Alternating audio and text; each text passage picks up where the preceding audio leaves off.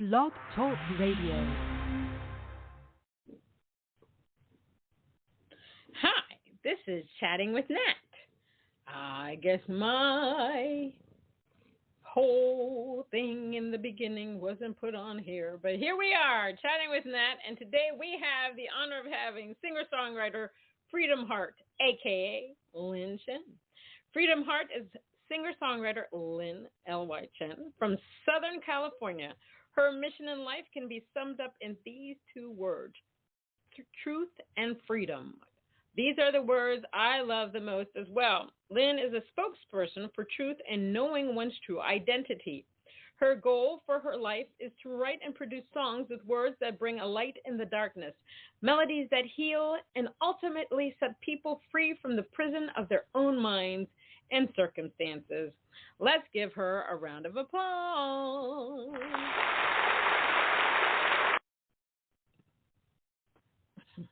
Hi, Lynn. How are you? Hi, thank you for the applause. It was really great. Yeah, my two little hands are not going to do you justice. So, you got to have a big round of applause. So how have you been doing since, pandemic, COVID has some babies, Roe versus Wade, Floyd, elections, tsunamis, mass shootings, which happen on a daily basis, cicadas, all kinds of things have been happening. So how have you been? I think that's a pretty big question, and I don't even know if most people think about that question on a day-to-day because they're just like going along and just trying to survive. Right. I think for me, because I do what I do, with writing songs and being a songwriter and singer as well, I get to reflect more. And so I try to put in all the things that I, go through and then put it into song. So to answer your question, it's been a whirlwind. I'm sure for everyone. Right.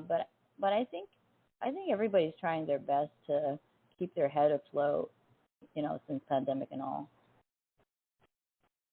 Yeah, that's all that we can do. I mean, because every day is just something new.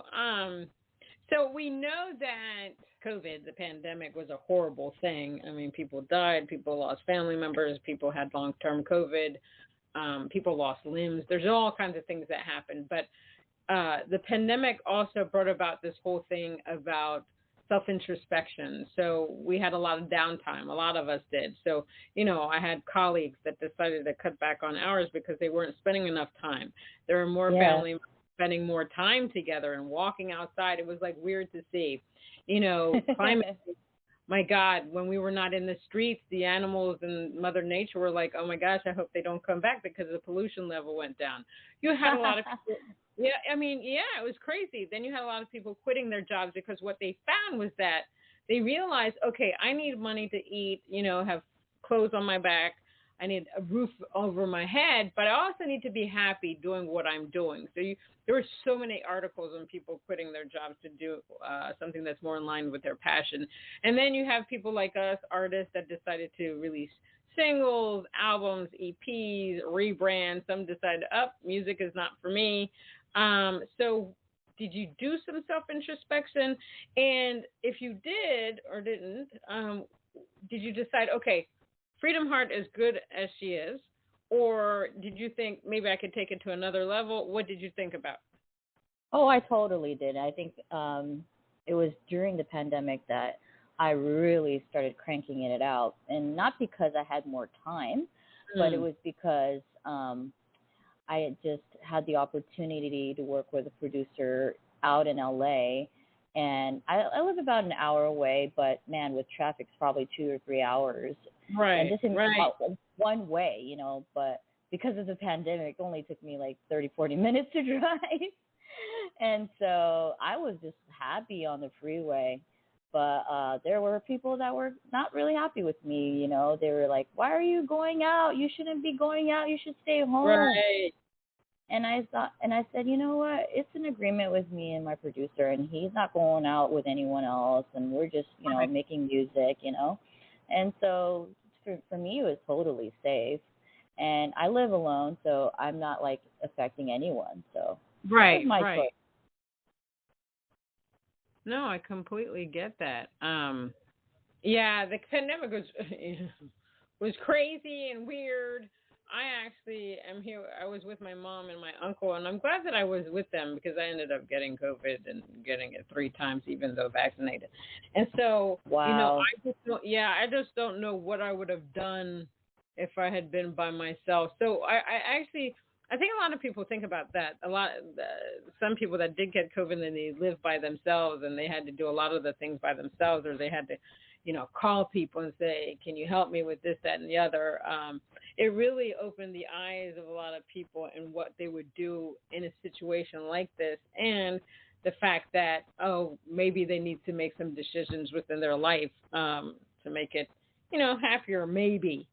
um Now, let's talk about this music thing. Now, how did you get into the music industry? Did you come out of the womb and you're like, "Oh, my name is Lynn, but it's going to be Freedom Heart, and you better understand that," or was it something that you heard or saw that made you want to get into the industry?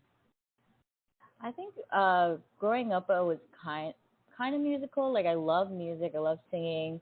I took Mhm. some piano classes, but um I love guitar, and my mom, she was an advocate of me learning, but she really didn't like me playing guitar. And Right. so she actually, like my dad actually bought me a guitar, but then Okay.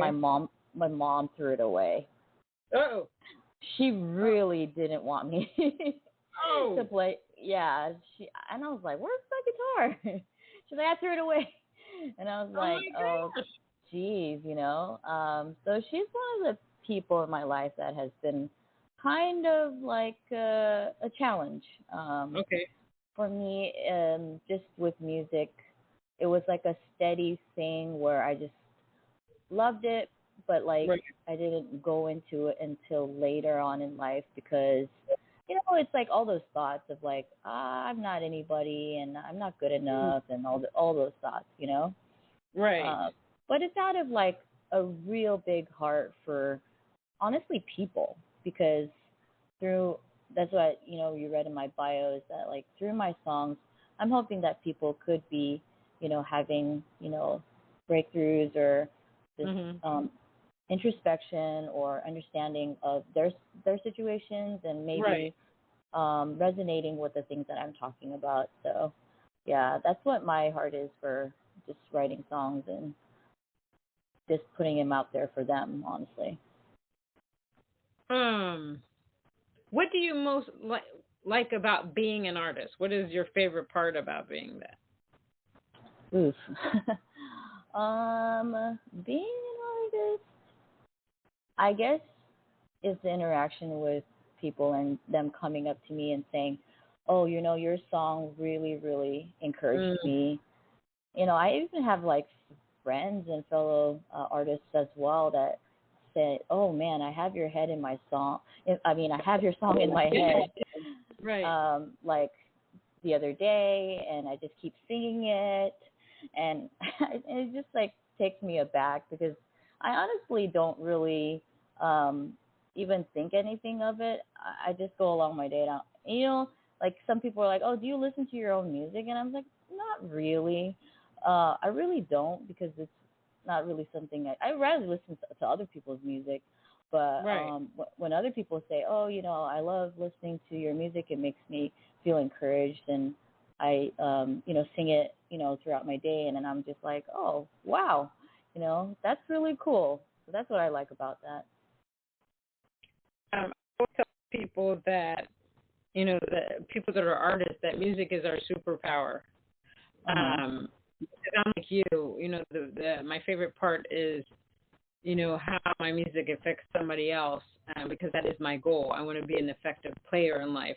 It's great to write about love songs and everybody goes through that, but I think that when you write about social impact songs, it truly helps, because music has the power to heal, move mountains. It can do so much. People use music to scream. They use music to laugh. They use music to cry. They use music to dance. It's a Yeah. very expressive tool, and I think that you know it is a superpower. If we can affect positive change or even something that that person needs at that moment, then we have done we definitely have done our job. Yeah. It's an awesome thing to have. Now you're working on a new album, or you're about to release an album? A lot of the recordings have been done, just need to be produced. Yeah, so a lot of it is done, but I'm just released my single last month, and then I have a music video coming out for that single very soon. That's awesome. That's awesome. I love that. Now, I'm going to play one of your songs. I think I'm going to play Rushing Water. Tell me what that's about. Rushing Water is a song about healing, and the first few lines is come into these wounds, because it's about people that have pain and that have been holding on to the pain, and it's kind of just opening up yourself. Okay. And the water is kind of representing the healing that's going to come, and just letting that happen. Okay. So, yeah. All righty, let's play it.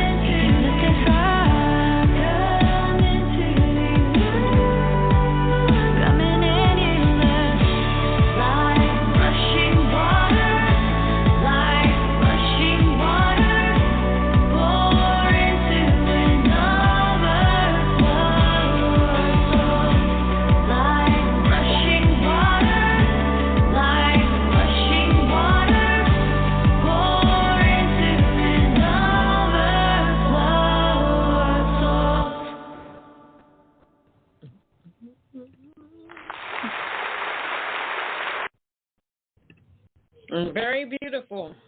Thank you. It's interesting because one of the, which is a question I can ask you, is like one of the places I am most creative is in the shower, and I think water is just a cleansing and a peaceful thing. Yeah. Then I forget the stuff. And I'm like going to create a gadget that's waterproof that you can put in the shower. But I mean, I will come up with the best stuff, but trying to retain as you get older, trying to retain that in your brain is crazy. I actually bought. Somebody had mentioned that there was like a waterproof pad that and I bought it, and I still haven't used it. That's the way I am. So, where is the craziest place that you have come up with a song? I think in the car for me. Yep. I'm always like driving because I always drive in California. We like drive pretty far distances. It's a kind of a normal thing because California is pretty big, and just and I live out like pretty far from LA, so just the commute itself, a long time in the car, and then whenever I get an idea, I just record it on the phone, and so I can't do that in the shower, but if that happened in the shower, I would totally run to the phone and just record it and jump out of the shower. I thought about that too, but then I'm like, it's just very crazy that the music just flows in the shower, and I'm just like, okay, what's going on here? Because I get the best ideas, and it's crazy, and I'm just like, oh my gosh, why can't I retain any of this? Like I said, I'm going to try to create a gadget that allows me. Now, you're a singer-songwriter. Is there a genre that you like to do that is within the singer-songwriter vibe? I normally like to write pop. I don't. I'm not that. I don't really into country, and although I kind of like rock music, but I don't really like rock music. I just I'm a connoisseur, and I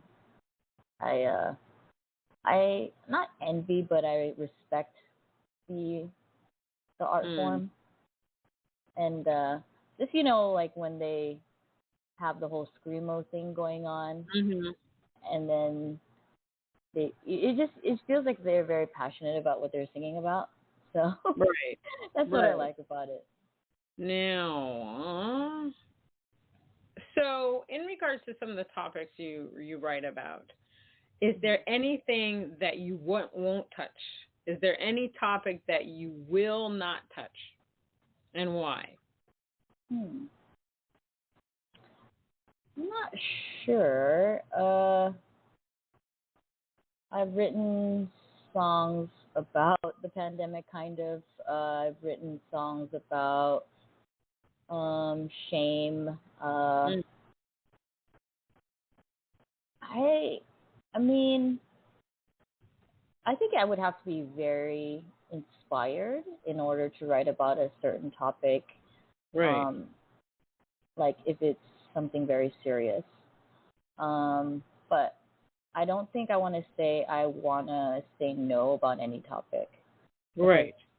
Like I said, I would just love if people could have healing in that area, whatever topic it is. So if I feel inspired from my own life, I want to speak from my own life. So if I were to say, oh, well, I won't write a song about rape. Well, I've never had rape happen to me, so I can't write about it, Like, I can be inspired by other people's stories, but I want it to come from my own life, so yeah. I mean, like, would you rather, like, let's say the Roe versus Wade. I mean, there's ways to write about a woman's rights, whether you agree with Roe versus Wade or whatever or not. There's ways to write the songs without being too political. So would you do something like that?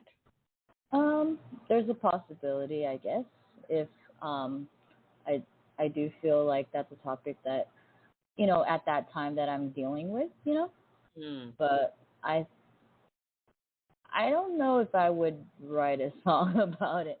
Not to say it's a closed door, but I'm just, like I said, I'm not dealing with that personally, so. So you would say that most of the stuff that you write about is stuff that you're dealing with personally. Yes. Okay. It is. Got it. Yeah. But you're not adverse to writing about issues outside of that, because I think that I find that sometimes we think that something that doesn't affect us, and it does. I mean, think of all the stuff that's going on in the world. We may not, like, for example, I've never been in a mass shooting, but it affects me because I live in the United States, and I could step out the front door and get killed any time at this point in the United States. So inadvertently, it does affect me. Even though I haven't been in it. I mean, I look at all this stuff and I cry. I mean, because it's just like, is this really America? And people just don't seem to care. Like, I've written songs about mass shootings and my own sexual assault. I've written about climate change and all that stuff. But I also look at the things going on in the world and how they affect me and how they affect others around me. It's just because our world is cray cray. I like to. It's just cray. Cray. Every time you turn, you're just like, huh? What? Yeah. Did that really happen? It's just very, very surreal. Now, how do you like to perform? Do you prefer a large audience, or do you like more of an intimate setting, and why? I think there's pros and cons to both. I like both. I like more intimate settings because you feel more connected to the audience. Right. And that you can share more and connect deeper.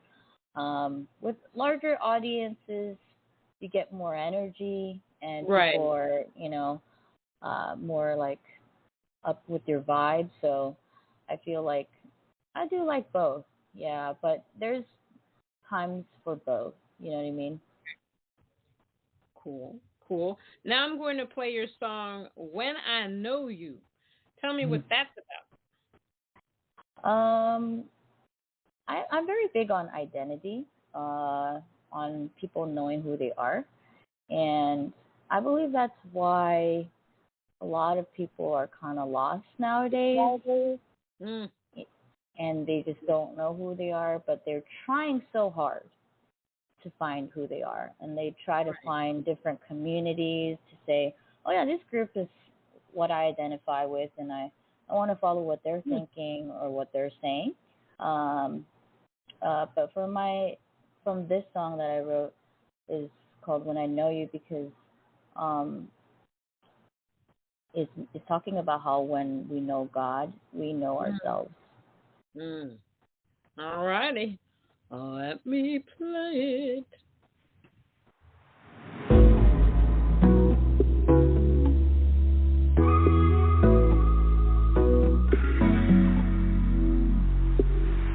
I've heard you say that I am chosen, but why can't I believe? Your word says that you are with me, but it's hard to see. But it's not a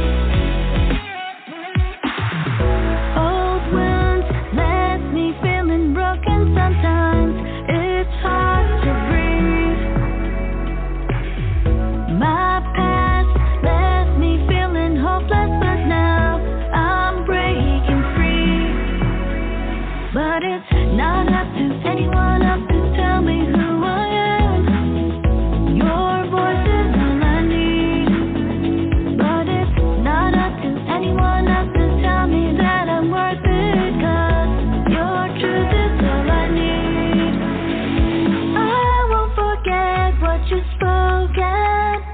You said that I'm loved and I'm chosen.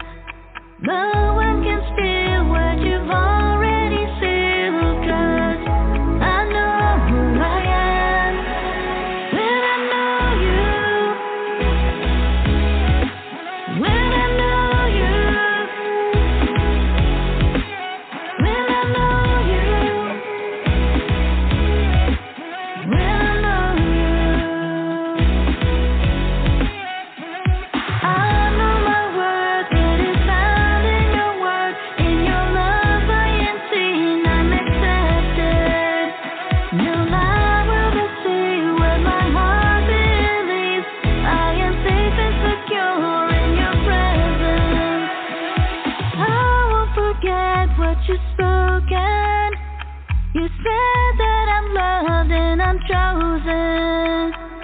No one can steal what you already sealed, 'cause I know who I am when I know you. When I know you. When I know you. When I know you.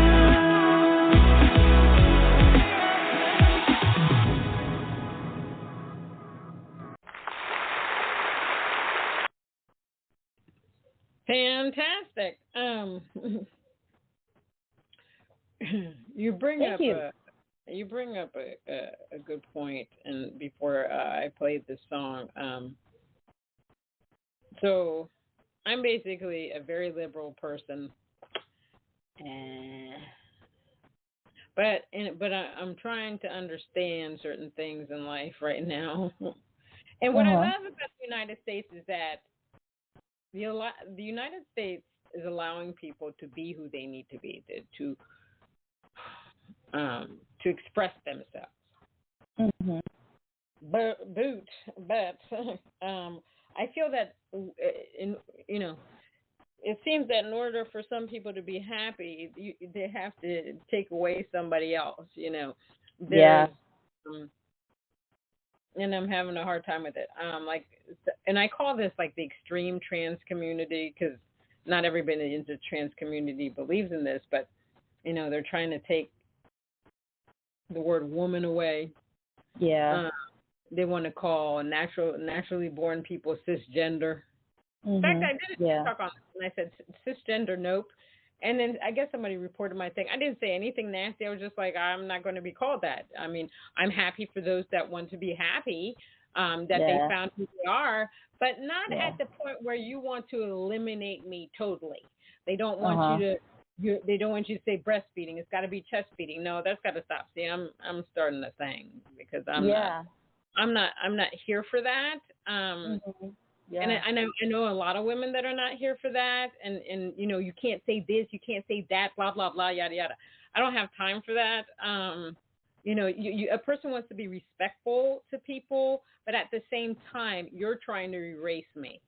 And I don't have time for It's the cancel culture thing. It is, but you have to also notice with this particular thing, it's men that are doing it. Even if they went from male to female, now they're trans female, it's still a man trying to annihilate women. Yeah. Yeah. And because you don't see it on the flip side, which is from female to male. You just don't see it. You're looking at sports. You're looking at so many different things that they're just like, no, we're just going to, you're a woman. It doesn't matter who you are. We're going to call you this, that, and the other.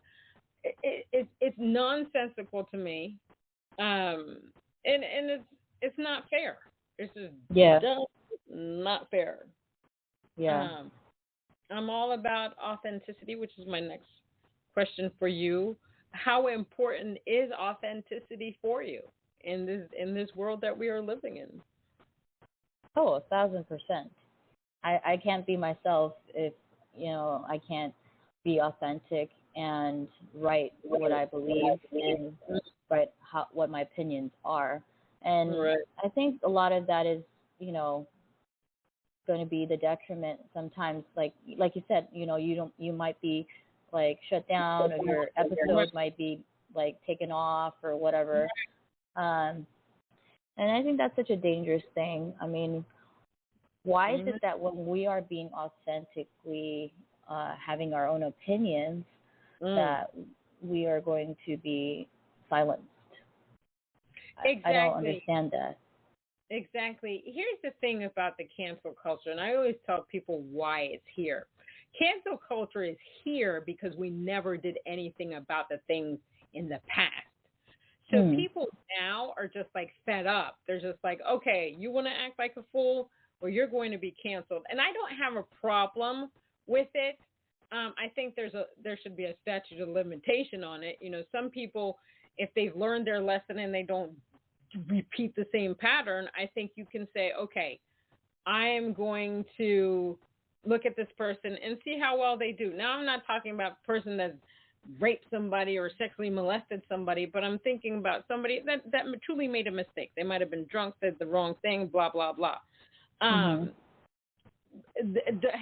the cancel thing, is it used too much? Yeah, there are times I think it's used too much, but the problem, again, we never did things about things in the past. Nobody did anything. People would just get away with everything, and nobody did anything about it. So now they're like, okay, no, you're going to have to sit in a corner for a little bit and think about what you did and not repeat it. It's almost like a bullying thing, don't you think? Right. Yeah, to a certain degree. But here's the problem. Like I say, if we had taken care of the stuff back in the day, we wouldn't have this cancel culture.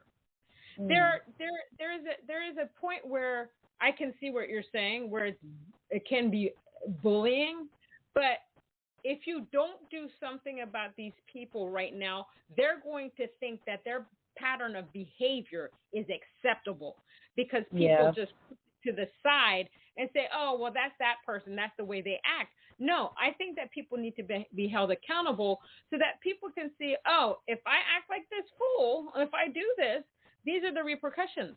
I can't, it's like I'll use for example, Morgan Wallen, he was in a drunken stupor. He used the N-word.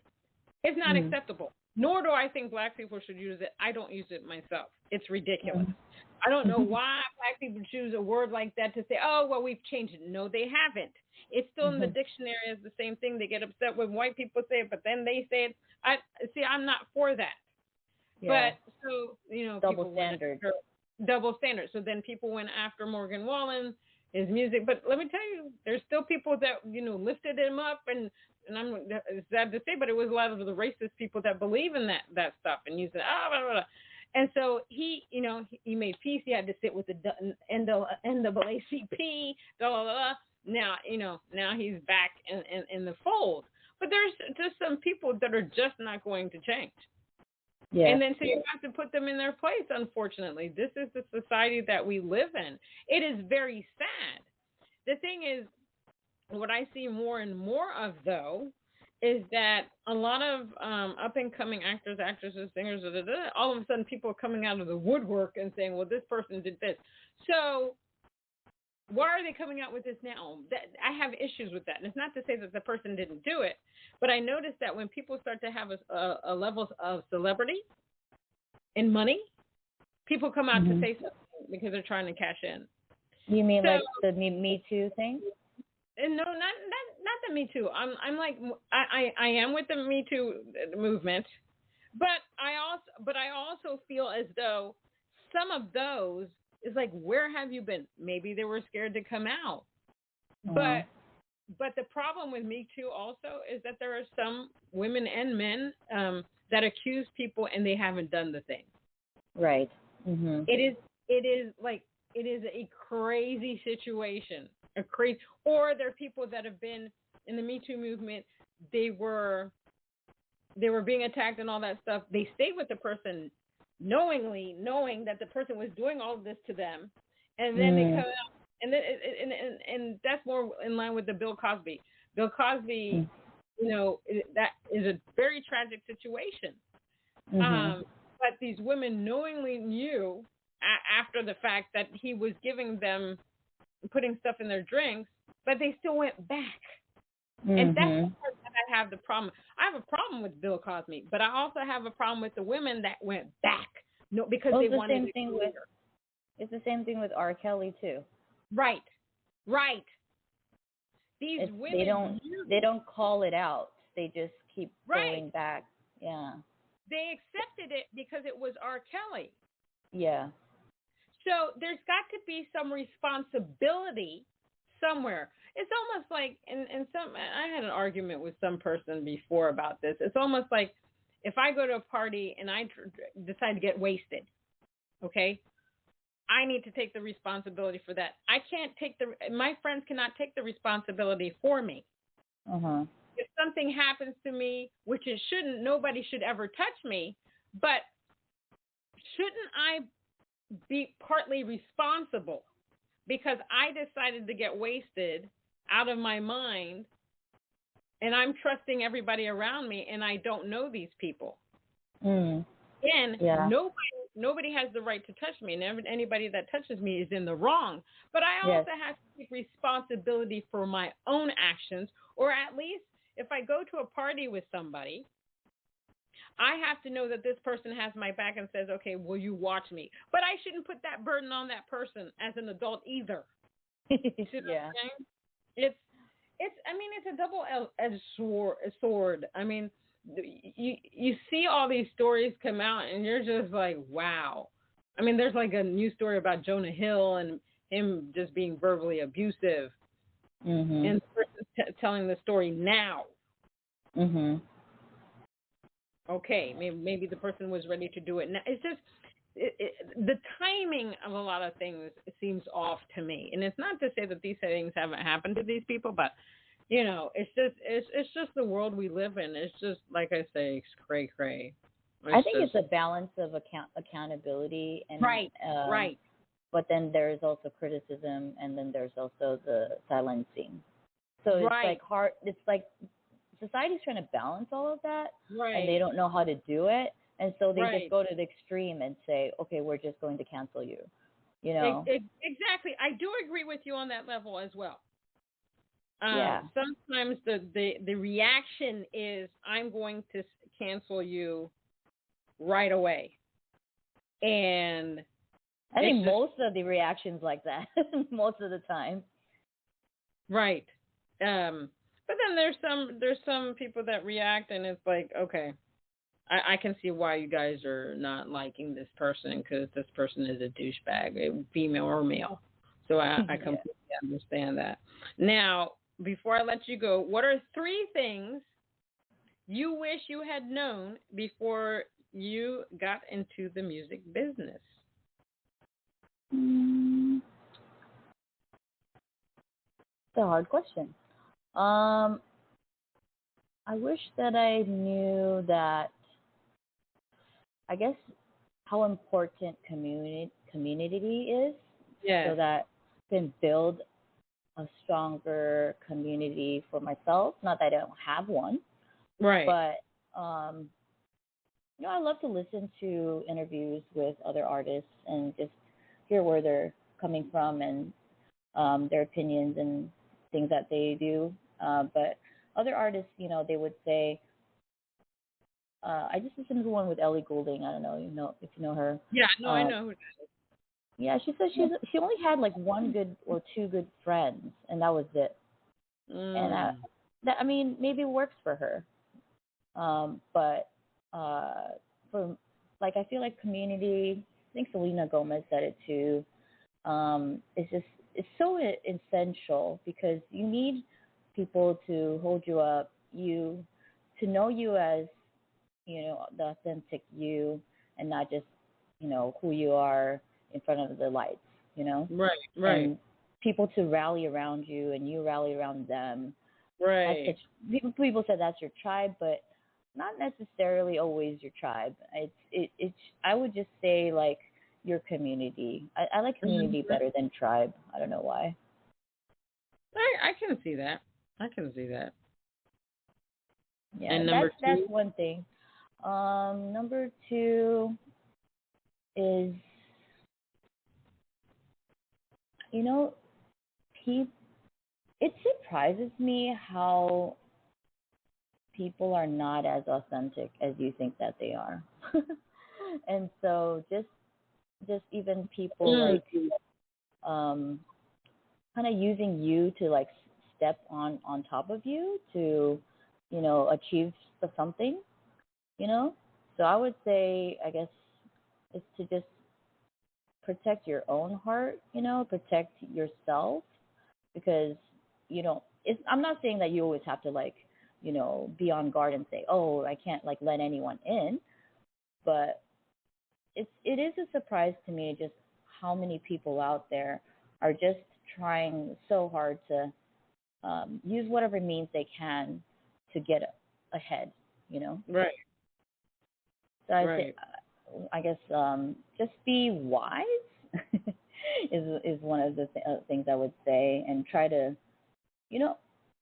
I guess like lastly, I guess is to have mentors, because like you should have someone that you can like go to that maybe has been there, so that you can like kind of communicate about like, hey, what do you think about this? You've been through this, and it's not easy to find mentors, and not everybody's open to mentoring. Right. But I find it such a good thing, because I guess like what I want to say is trust is hard to build. Amen. In the industry, and so if you can find people you can trust, so apart from community, mentors, but those people are going to be the people that will drive you and build you up, and it's important to have them, because like I said, like I guess like the surprise of the industry is just how many people you can't trust, and so that's why you're just like, where do I go? And that's why it's important to find these people, because I'm a part of songwriting community, and I can go to them and talk to them, and it's so good to have that, and feel safe and not feel like they're gonna take advantage of you or use you, like even steal your song. Because one time I went to this one songwriting conference, and me and my friend were just like playing music, and this one guy comes up, goes, hey, I really like that song, hey, can I like take your song and stuff? And I'm just like, we were just and so you don't know like who's out there that just wants to take away your creativity, Amen to that. No, I hear you. All of those are very valid. The music industry can be very fickle. I always tell people, do your research. If anybody contacts you about, oh, I can make you a star, find people that have worked with that person, and don't give any. I find that when you get into this industry, the vultures they know, they smell you, and they try to do what they can to scam you. Also, music business is very hard. It's different now. You have to be on all these social media platforms. It's 24/7. Just don't think you're going to be one of these people. Oh, somebody's going to discover you and you're going to be famous right away. It doesn't necessarily work that way. That is the fairy tale. Yeah, totally. Well, Lynn, thank you so much for being on Chatting with Ned. I enjoyed our conversation. You are awesome. Your music is awesome, and I love the fact that you are authentic. It's very important in this day's world. Thank you for having me. I had a great time. All right, everybody, if you want to find Lynn Chen, a.k.a. Freedom Heart, you can go to www.freedom-heart.com. She's also on YouTube. She's on Facebook, Freedom Heart LC. And she's on Twitter, Freedom Heart LC, and she's on Instagram, Freedom Heart LC. And if you can't remember that, you know what you can do. You can Google. I'm getting a T-shirt that says Google me. And remember, as an independent artist, stay true to who you are. It doesn't really matter what other people think. Sing from your soul, write from your soul. Because you know what? Music is subjective, and somebody out there is going to love your music. Somebody already does. Until next time on Chatting with Nat, Thank you so much, Lynn. Thank you.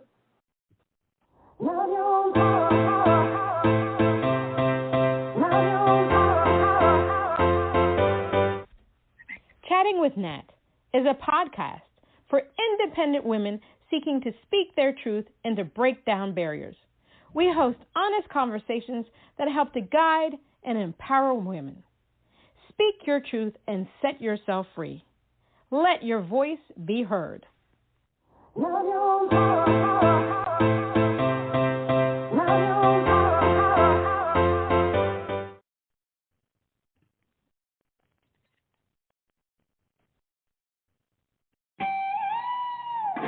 Attention shoppers, we now have taste in the bread aisle. Dave's Killer Bread. That's right, an organic bread that's no longer a snooze for your taste buds. Dave's Killer Bread is on a mission to make the most of the loaf, to rid the world of GMOs, high fructose corn syrup, and artificial ingredients, and plant the seeds of good in all that they bake.